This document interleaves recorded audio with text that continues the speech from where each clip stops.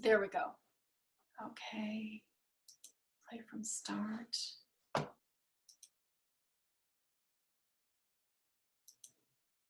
Okay, thank you. And I want to thank Jennifer Rowe for inviting me to present to your branch. And yes, these are challenging times, and we're all learning how to best navigate this new cyber technology. My expertise in writing historical fantasy comes, as Sandra said, as a master's degree as an historian of science from Sonoma State University, and writing the trilogy in the genre of epic historic fantasy set in the time of Charlemagne. And the series is a retelling of two epic poems originally written during the Italian Renaissance, Orlando Innamorato and Orlando Furioso. It's a mouthful, I know. First off, I want to give some definitions regarding genres. And note that these are my definitions based on my own analysis and from my experience as a bookseller in the 1990s. Now, there are differences between genres of historical fiction, historical fantasy, and fantasy novels. So when it comes to historical fiction, I'm going to highlight books written by my friend Erica Mailman. And I met her at a CWC at the last statewide conference held in Asilomar. And historical fiction is a story written about a time and place in our history with or without real historical figures and events. It can also have a historical, or I mean, can also have a fictional setting. So The Murderer's Maid is about Lizzie Borden, a historical figure in Fall River, Massachusetts, real place. Woman of Ill Fame is about a fictional character in Gold Rush, San Francisco. The Witch's Trinity has fictional characters and is set in a fictional German village, but it painstakingly describes witch trials of the 16th century. All three novels considered historical fiction. Now there's a distinction between historical fantasy and historical fiction.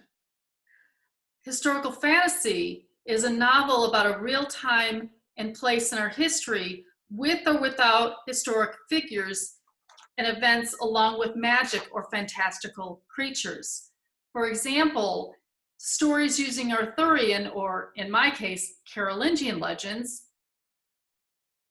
can be historical fantasy. However, if a story about King Arthur doesn't use magic, it's historical fiction and not historical fantasy. An example of that type of historical fiction is Persia Woolley's Guinevere trilogy. By treating all Arthurian legend novels as fantasy, it can disappoint readers whose expectations of magic are not used in the story. And give a little side note, Persia Woolley was a member of my branch in Redwood Writers. She passed away a few years ago, but she was a really lovely lady, and I had long conversations with her about expectations. And after having some audience or readers being upset that she didn't use magic, her publisher reclassified the third book in her trilogy, and they classified it as category romance. And when I heard that, I was like, Persia, did you change the love triangle between Guinevere, Lancelot, and Arthur to make it a happily ever after ending? And she said, of course not. Which then meant that it just did not meet the fundamental expectation for genre romance stories. And she told me that her last book was savaged by romantic times.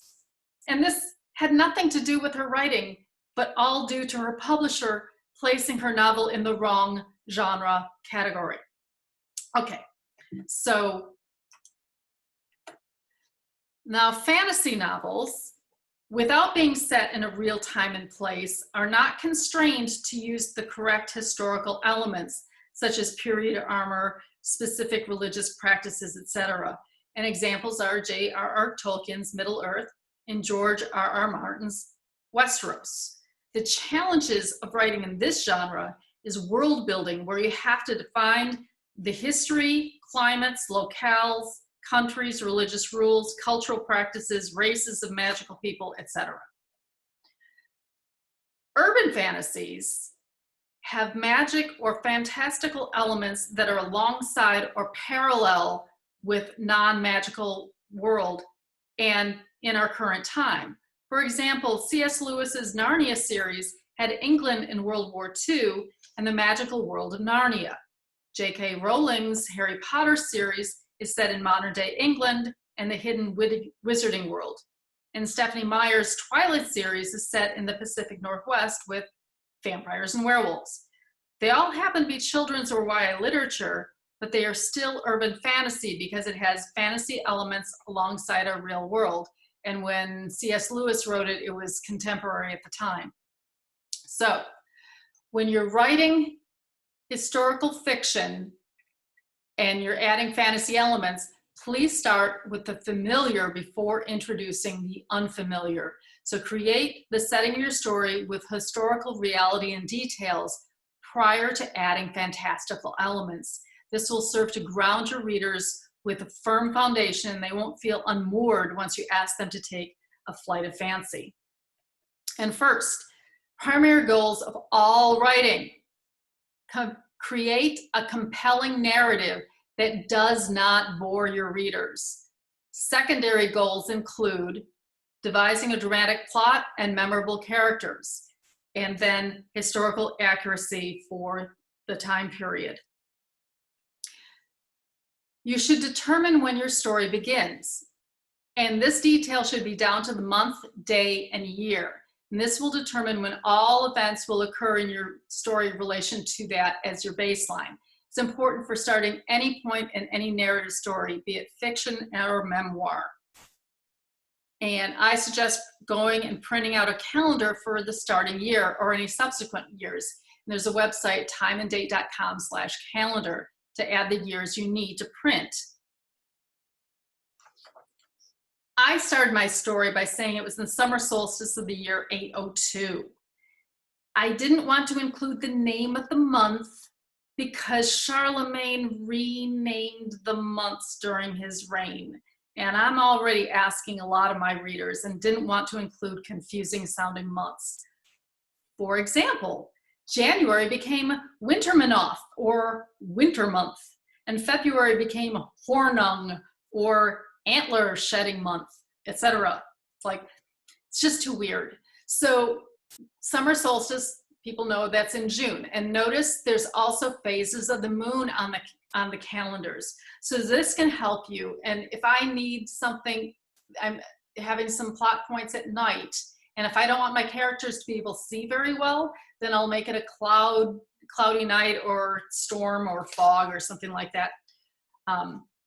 So by using a calendar, it can help you avoid continuity errors like one done by J.K. Rowling of the Harry Potter series. In the first chapter of the first book, she mentions, when Mr. and Mrs. Dursley woke up on the dull gray Tuesday, our story starts. But there was no real establishment of what year the story took place. However, it's like, we knew it was November 1st, but not the year. In her second book, timing of the series was established by Nearly Headless Nick's death day cake of the inscription of the date October 31st, 1492. So doing the math, it made the date of the first book being November 1st, 1981. And that was a Sunday, not a gray Tuesday. Had she been able to consult calendars better back when she wrote her first book, and the internet wasn't as robust as then as it was now as a resource, she could have had set the starting date as November 1st, 1983 on a Tuesday. Or she could have ignored stating the day of the week and not mention it at all. Either way, it would have saved her grief from her future legion of nitpicking fans.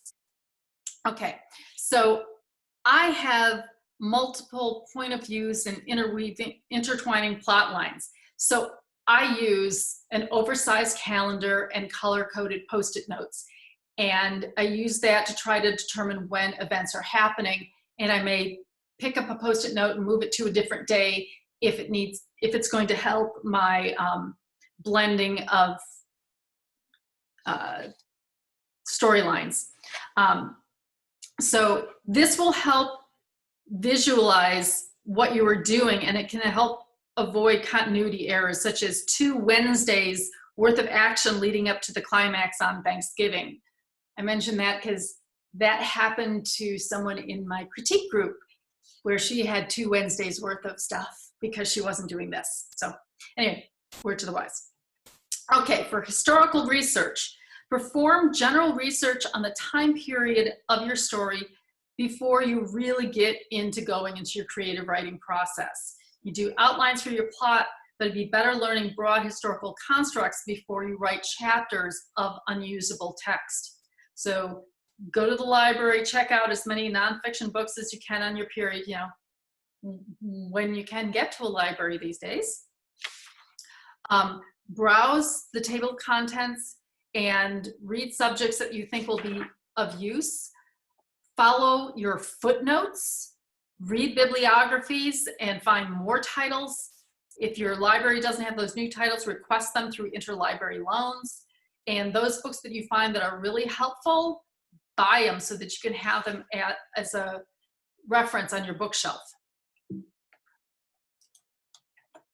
Okay, I researched clothing, armor, religious restrictions on diet by the Christian Church, Roman ruins, religious practices of Islam, etc. So those things you can't find from your research, find experts in the various fields to ask questions. H.net.org is a good resource. It's through Michigan State, and it has a lot of different varieties of things you can go to. I watched travelogues, documentaries about Middle Ages, France, Islam, etc., and scoured travel guides about various settings in my story that I didn't have the time or finances to visit firsthand. And research names of the times and locale. Fredelis is the archaic name for a town that is now Pamiers in the south of France. It changed the name after the Crusades. And it was in my area in the storyline, so I used Fredelis many times just to show that this was the time and place for it, even though if you can't find it on a current map today. Okay, research part 3. During the writing process, continually ask yourselves about details in your story and do ad hoc research as necessary. For example, I had to perform research on Islamic burial practices, including washing of the dead. And if you're in a writing groove, put internal notes to verify this later so you can continue forward with your creative arc and follow up with corrections later if necessary.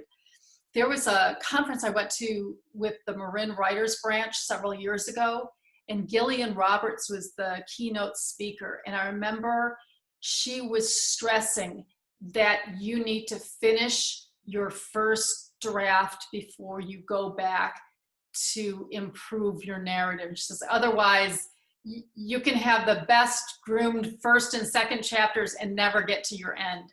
And so she described it as a bridge from one side of the river to the other, and you have to promise yourself you're going to get to the other side by finishing that first draft.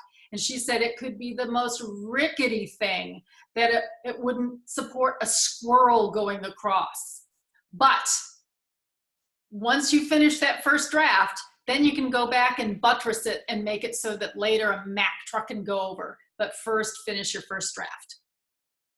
So, if possible and when possible, travel to seek out the sites in your stories and see what remains and breathe in the locale. It might be 3 to 5 years from now, but try to go there if you can, and become inspired by going there. Go on walking tours, ask tour guides. You can answer questions about historical aspects of their locales, and visit museums and archaeological sites. I even went to a subterranean river cave when I went to France. So here is Gateau, which is one of my favorite sites, and that's the one right behind me.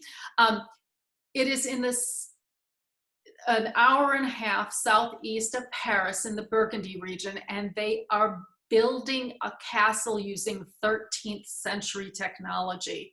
It is so cool. I could spend an hour talking about it, but see, they have their own stone quarry on site. This is the stonemason's hut. These are the blacksmiths that are forging tools and hand-hammered nails, and this is what it was in 2011. It's like on a 25-year plan of making it. So take copious notes wherever you go, take pictures. You never know when a map that you picked up or a brochure will be instructive in the needs of your narrative later. And look here, you can see the striations in the Aveyron River Gorge on the Midi-Pyrenees. So notice the color of the soil, the color of the hillsides is the area known for being windy, etc. So take copious pictures not only of the objects in museums, but of the descriptions with the approximate dates, origins, etc. You never know when something you see will inspire your creative imagination. My hero has a standard of the silver eagle on a field of blue. So I was just attracted to anything with eagles. And these are Visigothic eagles, and I saw those at the Cluny Museum. The Visigoths were a race of Europeans who migrated over the centuries due to war. They sacked Rome in the year 410, and for a while ruled in the south of France and now what is Spain. So I became inspired to use a Visigothic eagle as a pendant for my heroine Bradamante to wear as a symbol of her love for Rogero and to introduce more historical complexity about the area. So I recommend traveling, even if you're writing strictly fantasy, and visit a place that is most like your fantastical setting, such as a desert setting versus fountain or forest, mountains, caves, medieval city. Spending times in those city settings that are different from your everyday life will inspire you in a myriad of ways. So remember, adding historical detail to your narrative that you want to avoid boring people. So don't do big data dumps. This isn't a research paper where you're trying to impress your professor.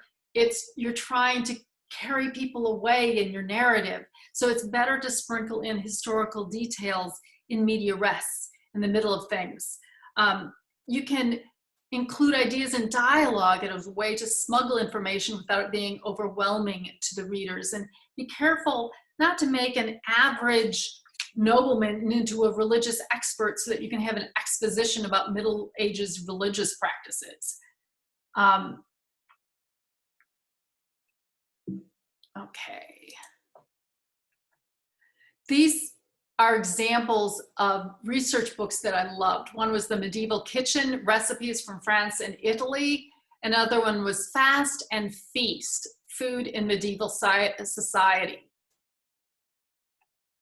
So, example of not overloading readers with details.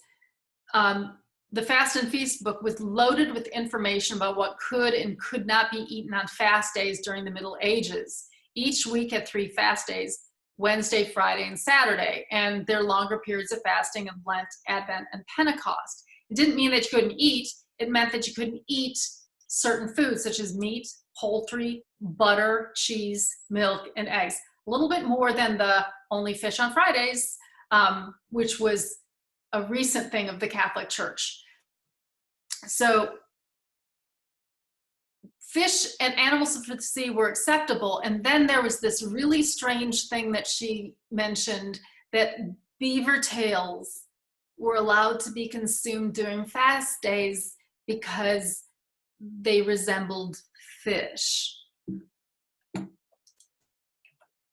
And I just thought that was too weird. I knew that I could not include that, because if I said anything about beaver tails being consumed, the reader would like going, what? And they would be just ripped right out of the narrative with a what the hell? So Here's an example of how I included historical detail in dialogue, where a Muslim hostess mentioned to my Christian heroine, Bradamante, that they were going to have venison served the next day.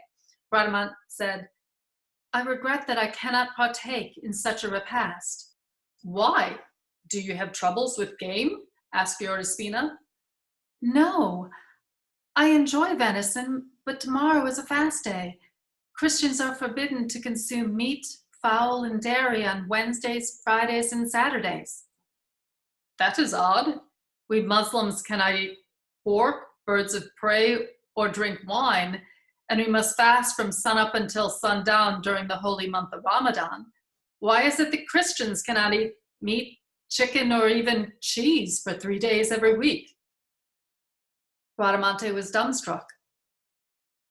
"I do not know the reasons why. It is church law.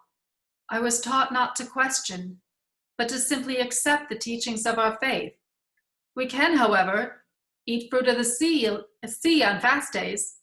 "Well then, tomorrow we shall have eel."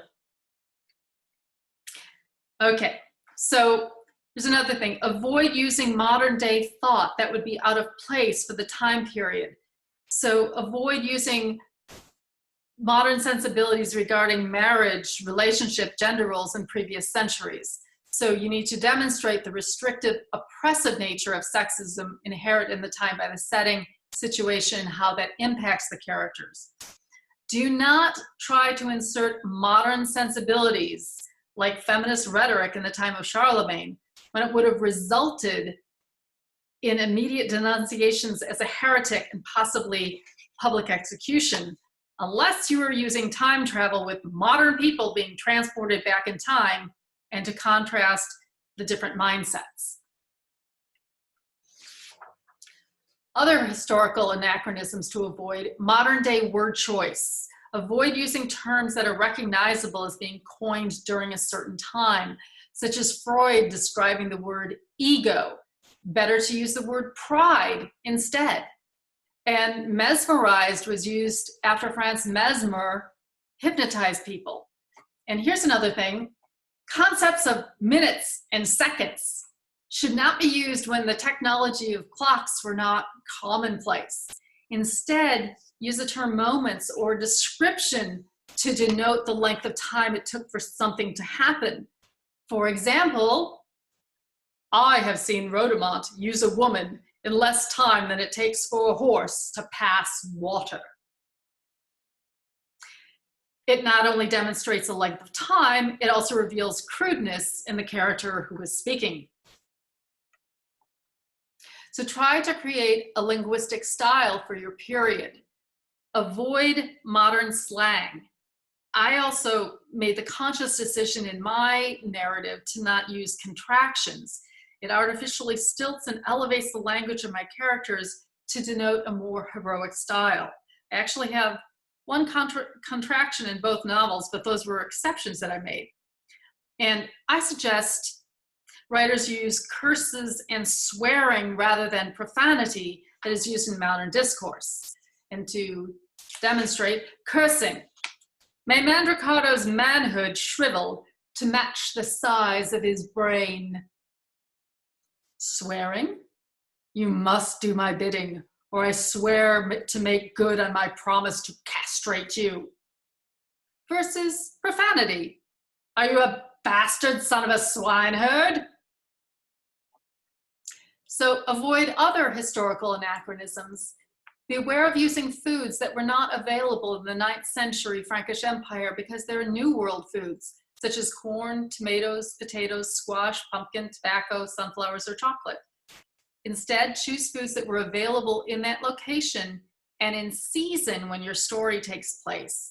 And double points for creativity. You can choose flowers with underlying symbolism to enhance your scene.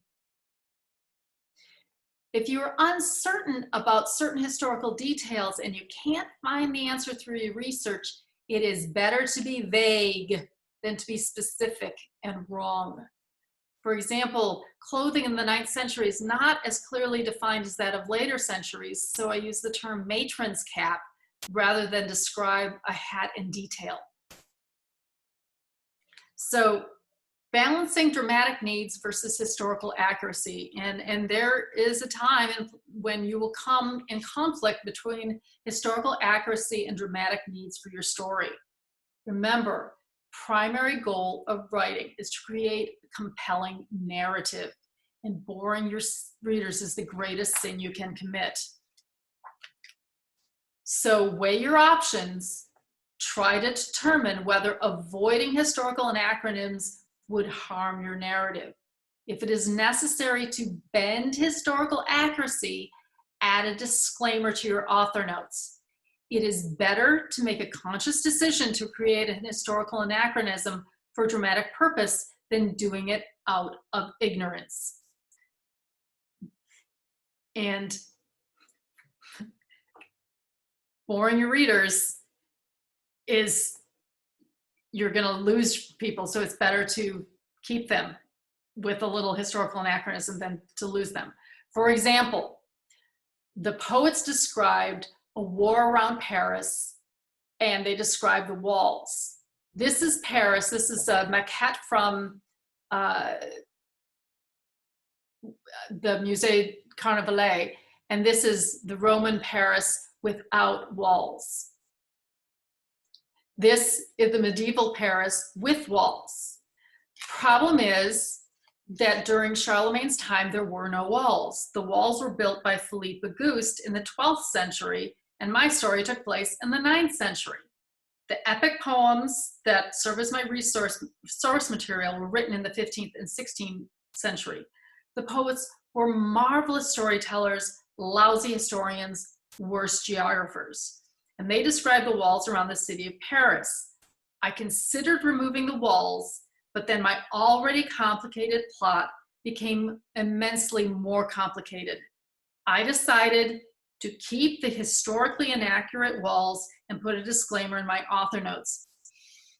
After all, the story is based on classical poems written for the noble house of Desta to entertain them about a war that never took place, including magical realms and flying hippogriffs. So enjoy. So when you're trying to add in your fantasy elements in historical fiction, I suggest building on existing practices such as divination by using of scrying, runes, tea leaves, tarot cards, etc. Here, a woman is adding water to an elevated thing so she can see the images in the water. That's scrying. I use that a lot. And build on existing mythological creatures such as elves, dwarves, goblins, etc. Research archetypes and the hero's journey to give structure to your story. It is the skeleton, and your narrative is the flesh on the bones. And if you want to know more about archetypes, I've delivered papers, academic papers on that, and you can find my things on academia.edu if you're interested. So, fantasy elements part 2, research symbolism and include those elements in your narrative to add richness, complexity, and multiple layers of meaning. Symbolic uses of water, caves, labyrinths add strength to your narrative. There was an offhand mention of the River Leith in my source material, and I started doing some research about that and discovered things about the spring of Mnemosyne and the cave of Trophonius in Lavadia, Greece, and it was so cool. So I added that to my story. And consider including tension between magical and non-magical people. Are magical people thought of as trustworthy or colluding with dark evil forces? One of my favorite aspects of the Harry Potter series was the oppression of house elves and Hermione Granger's interest in their liberation. So here's another aspect of fantasy elements, is to invoke magic when the laws of physics or nature would otherwise be violated. For example, the poets had some warriors that left from one site and rode overnight to Paris. And there's no way they could do that without killing their horses. So I had to include a magical water fountain, which there was already magical water fountains before in the poem. So I was just reusing and recycling an already used trope in that, but giving the water, allowing the horses to have increased stamina so they could do it. So that was, so it would work logically for me. And this is an artifact from the village of Saint Anton in Nobleval, where I set my climax of my story. This is Jonah and the Whale. It actually was from the ancient abbey. And at first I thought it was a dude inside a lion's mouth, and I thought those were curls, but those are waves actually. And so I was inspired to make my water fountain with Jonah and the Whale in honor of this artifact. So be creative when creating enchanted realms, such as unnatural lighting, heating, and ventilation can all be present as long as you specify it is unnatural. And in my second book, I go to the underworld. So that would be really dark, but I needed my characters to be able to see what was in there. So I had to use some kind of unnatural lighting. So that's it for that, and I'll go for questions and answers. I'm going to stop my sharing so I can now see the chat. Okay. Have found genealogy has helped with research doing historical fiction. Cool. So your fiction must be much more recent than mine since, oh, there's one person waiting to come in, Gloria Dyer. I didn't see her while I was doing my thing. So hello, Gloria. Sorry that you were waiting so long if you're with us now. So I'm going to unmute Kim. So that's about it. Does anyone else have any questions? I can unmute everyone if you want. Okay, so I unmuted everyone in case anyone else has any questions. Nobody? Oh, Sandra will ask. Sandra. Okay. So Linda, what did you find out about the historical figure Charlemagne? Was he fanciful? What was his realness? He actually lived a long life. He died in 814 at about age of 72, which was really old for the time. And he was tall. He was 6'4", which was big at that time. And he had gout, which is one of the reasons he liked living in Aachen, because of the hot springs that helped him with his gout by going, it's like going in a hot tub. So he used that. And he, I actually went to Aachen and saw the cathedral that he had built. And that was based on this Basilica di San Vitale in Ravenna, Italy, which I visited as well. It was an octagonal structure. So it's both cathedrals, or one's a basilica, one's a cathedral. Both are beautiful and have wonderful mosaics that are over 1,000 years old. Charlemagne was an incredible man, and the historians disagree and don't really know whether or not he was literate himself, whether or not he could read and write, but they know that he was very intelligent. And and it may be that he just started to read and write a little too late, but he wanted schools to thrive. And in fact, here's a bit of trivia. Times New Roman goes back to Carolingian minuscule because he wanted the monks to have a consistent hand when they were transcribing the texts. So the hand became regulated, and that became Carolingian minuscule, and that's what Times New Roman comes from. So Interesting. yeah. Thank you. Thank you. Yeah. Okay, there was someone else with their hand raised. Let me go to a gallery view. Okay, Erin. Yes, did you self-publish, or did you actually go through traditional publishing? I was reading all kinds of different things and decided, and after working at Barnes & Noble for a while and seeing how quickly books went out of stock and became out of stock in no date, out of stock indefinitely, and out of print, that I decided I didn't want that. So I created my own publishing house, and I have self-published, yes.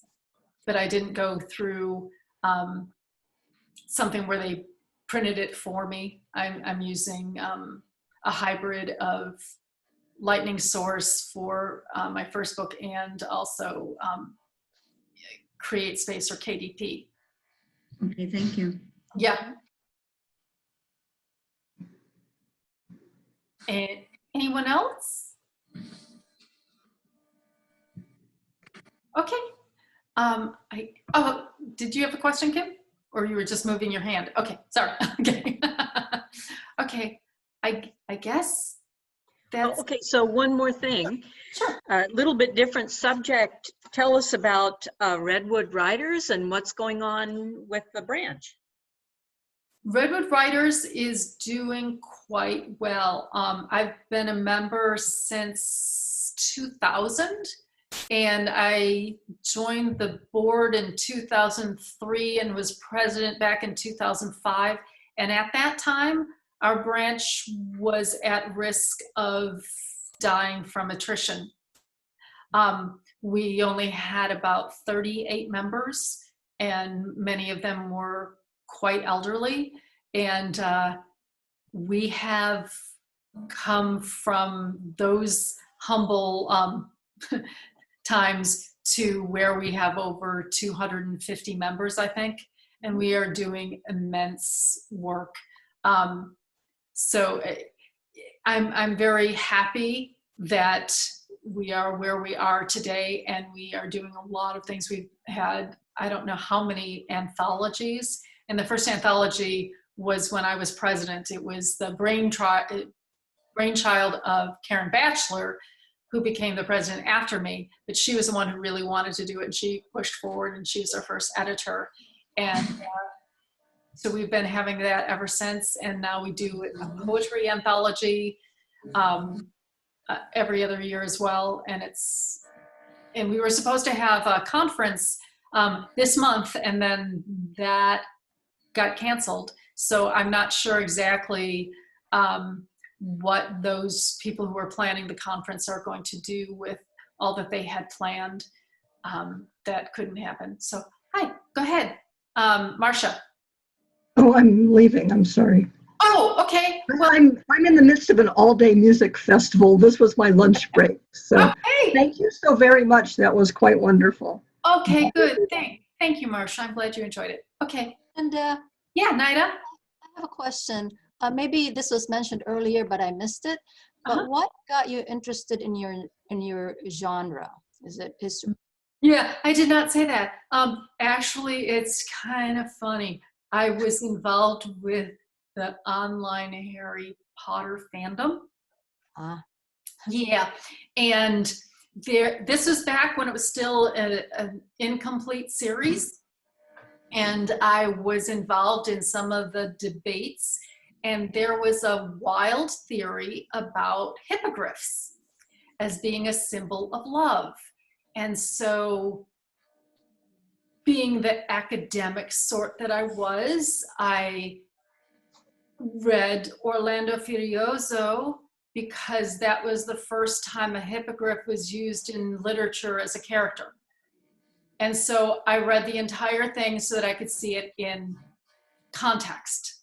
And that's when I discovered this incredible love story between Bradamante and Rogero, which are warriors, both renowned warriors on opposing side of a holy war. And she was the one given the call to adventure to rescue her beloved who was being held in a high tower by a wizard. And I was reading this and like, when was this written? And it's like over 500 years ago, there was a feminist kick-ass warrior. And I was just astounded by it. I had never heard of her, never heard of this difficult love story between Bradamante and Rogero. And I felt cheated because I knew all about Guinevere and her messy love triangle with Lancelot and Arthur, but never heard about this difficult love story between Bradamante and Rogero.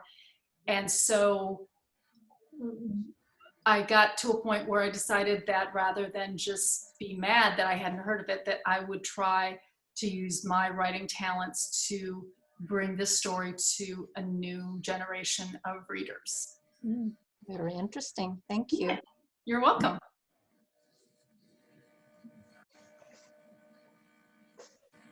Kim is on mute. Okay. She's trying to talk. Okay. Okay, thank you. Linda, that was so informative. And I'd like to know if there are any other questions for Linda? Linda, thank you so much. We'd love to have you back sometime. And I know you mentioned some incredible speakers that we could possibly bring in, and we will pursue those. Okay. And we appreciate your enthusiasm. Yeah. Well, And before all members sign off, I want to encourage you to go to our website and see what's happening in between meetings. I try to keep it current, and you can see what's coming up. You can find out how to renew. You can look at past meeting notes at times, etc. So please use our website. oh, okay. I now look at the chat. There was a question from Dana Michaels. Can you tell us any sources for determining whether a specific word was used in a particular era? Thanks. Good question. I don't know any sources for that offhand. I mean, I was mentioning some ones that I know offhand, such as Freud. But if you can think, if you're in your first go through, just write as fast as you can. But when you are doing your editing and your reading, and ask also your beta readers if there's anything that causes them to be pulled out of the story because it sounds too modern. It may be a fine word, but if it makes them think of modern, then you need to redo it. Although, you know, it will depend. Not everyone is going to be writing in the 9th century like I am, but if you're writing in the 18th century, you don't want to use something that will make them think of the 20th century. So you still have to be current to the time you use. And someone And just added a comment that dictionary.com gives you word history. yeah, so, but I mean, you're not going to check every word that you're using in your text against dictionary.com because you can never finish. What I'm saying is that you need to be aware of those things, and when you're in your editing mode, go through, because I tell you, the first time I wrote it, I had minutes or seconds mentioned in my text, and it was like I started thinking about it. And Charlemagne actually got a gift of a water clock from Caliph Harun al-Rashid, who is head of the Islamic Empire. It was a big deal that he got a water clock because clocks were not big things. So there's no way that his warriors would have the idea of what 15 seconds was or 2 minutes. It's not something that they would be aware of. So you have to be conscious of that when you're doing your story. So, okay. And what got me interested in historical fiction? I've enjoyed historical fiction. It was when I decided to retell this story, then I wanted to do research about the Middle Ages, which I wasn't an aficionado of the Middle Ages until I decided that I wanted to retell this story. And then I had to go and just immerse myself in it before I could start really writing. So, okay. Anything else? If not, I will sign everyone else off. Okay. Thank you. Bye. Thank you. Bye now. Bye. Bye. Bye now. Bye.